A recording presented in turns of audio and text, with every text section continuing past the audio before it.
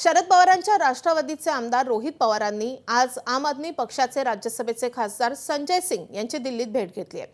दिवंगत उपमुख्यमंत्री अजित पवार यांच्या अपघाताबाबत राज्यसभेत आवाज उठवण्याची विनंती रोहित पवारांनी संजय सिंगांना केली आहे। तर अजित पवारांच्या अपघाताचा मुद्दा राज्यसभेत तुम्ही उठवावा अशी मागणी आता रोहित पवारांनी संजय सिंगांकडे केलेली आहे। सध्या अजित पवारांच्या अपघातासंदर्भात रोहित पवार अनेक नेत्यांच्या भेटीगाठी घेत आहेत आणि आप नेत्यांच्या हस्ते भेटीगाठी घेत आहेत। हा मुद्दा राज्यसभेत आपनं उपस्थित करावा अशी त्यांची मागणी आहे।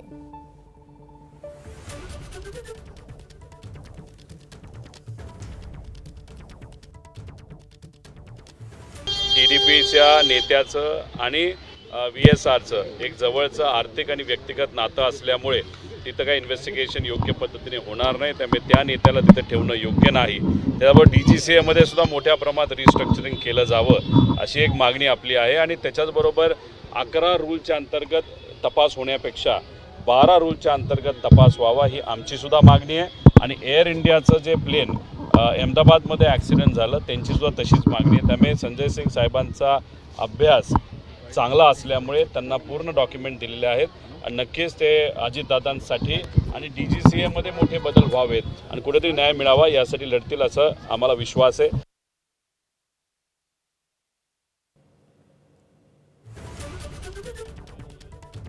से मुझे मिली है उसका और अध्ययन करके और गहराइयों से उसकी पढ़ाई करके देश के सर्वोच्च सदन में मैं ये मामला उठाऊंगा और पूरी गहनता के साथ इसकी जांच होनी चाहिए।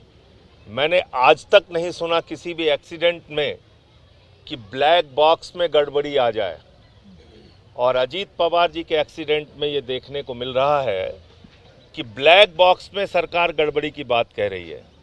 तो ये तो अपने आप में ही हजारों सवाल पैदा करते हैं। ABP माझा, उघडा डोळे बघा नीट।